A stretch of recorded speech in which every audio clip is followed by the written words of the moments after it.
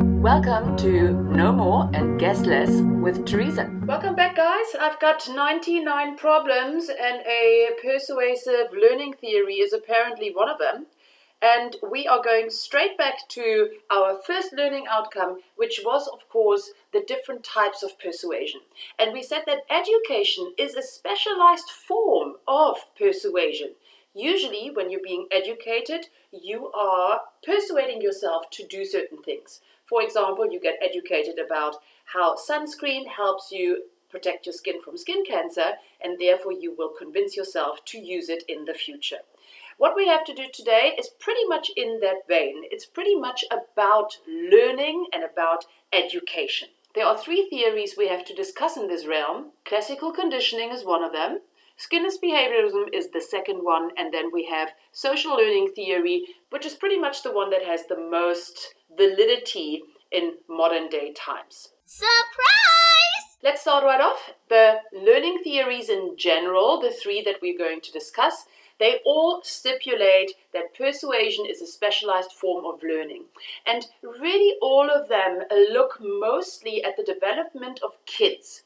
And for those of you who have taken psychology as part of your degree, you might have a little bit of an advantage here because you already know a little bit about how people learn and how kids actually develop in that sense. So we learn to behave in a certain way, and usually this learning has to do with us being better adapted to our environment and to our circumstances. If you hear the word conditioning, please don't fret it too much. It's basically just that you are learning to do something. And obviously, if you're conditioned to do something, if you have been taught to do something, you become a little bit more predictable. When you are raising kids, you basically want them to be predictable. If they're ever in a situation that they get offered drugs, for example, you want to be able to predict that they're saying no to them.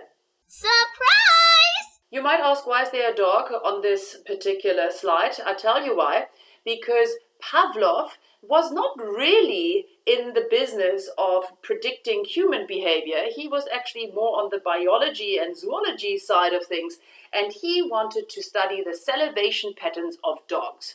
Well, by mistake, in a way, he actually became one of the pioneers of social learning theories or learning theories by stipulating classical conditioning. Pavlov spells out the very, very easy cause and effect relationship between positive and negative stimuli and associations that are being held by people, and these stimuli forming the groundwork for certain behavior. His experiment was super easy. I'm sure you've heard about Pavlov's dog before.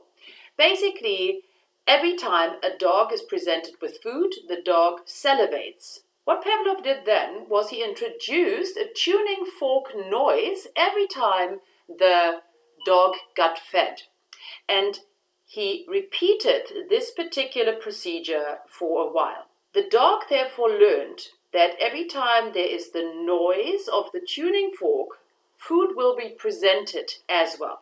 And at some stage, Pavlov took away the food and just rang the tuning fork, and the dog still salivated. He learned to behave in a certain way because the dog has formed an association with the tuning fork. You might ask, what does that have to do with humans? Nothing at all. So let's move on. Surprise!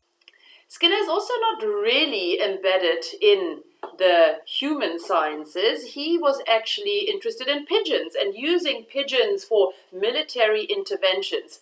All very complicated, but he had operant conditioning chambers in which basically the pigeons would get a reward for turning to the right and would not get a reward for turning to the left. His major achievement is that a pigeon actually pirouetted in the operant conditioning chamber. So you can see not much that he actually did, but he triggered the idea that people, when they are confronted with a reward, will continue a behavior, and if they are confronted with a punishment, they will cease the behavior, they will stop the behavior. And obviously that works very well with kids as well. You reward them, they will carry on. You punish them, hopefully they will stop with a bad behavior. Surprise! So obviously we couldn't leave it with Pavlov and Skinner because they weren't really interested in humans. And even though they triggered some ideas about humans, they were not the bee's knees. And therefore, social learning theory actually popped up.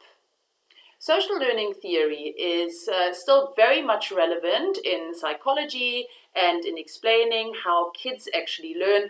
And basically, this is the first theory that says, yes, punishment and reward do work, but we cannot think of kids or people in terms of dogs and pigeons because we have a critical faculty. We are active participants in self-persuasion, in the persuasion process. So we can still say, you know what, I know there's a punishment, but I'm going to do it anyway. And the social learning theory recognizes this critical faculty and understands that people's inner state and social reinforcement are in constant interaction with one another. Also quite new in social learning theory is the idea of more abstract punishments and rewards. For example, if I fart in class and everybody laughs, then obviously this is a social punishment. I'm being laughed at, so I don't want to continue with this behavior and I will stop the behavior. Now, of course, this can go a little bit haywire, and this comes back to the complexity of people. If you fart in class and everybody's laughing, you could also see that as a reward because now you're being acknowledged or now people pay attention to you.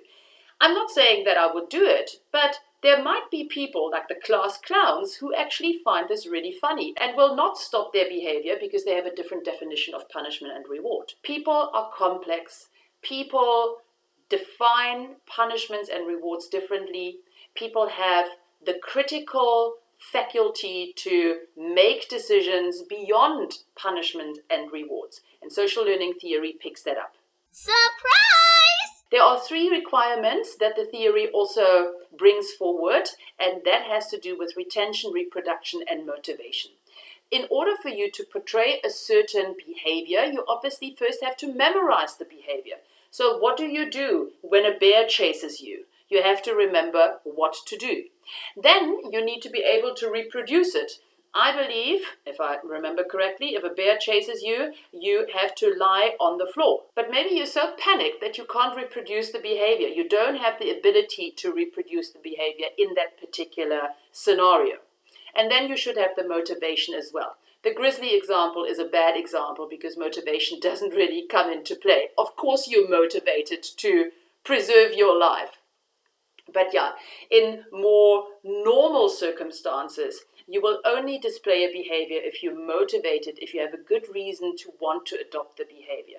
But as I said, reasons are different for different people. So keep that in mind. In order to display a behavior and continue a behavior, you first have to memorize how to behave, you need to be able to reproduce it, and you need to be motivated to reproduce it.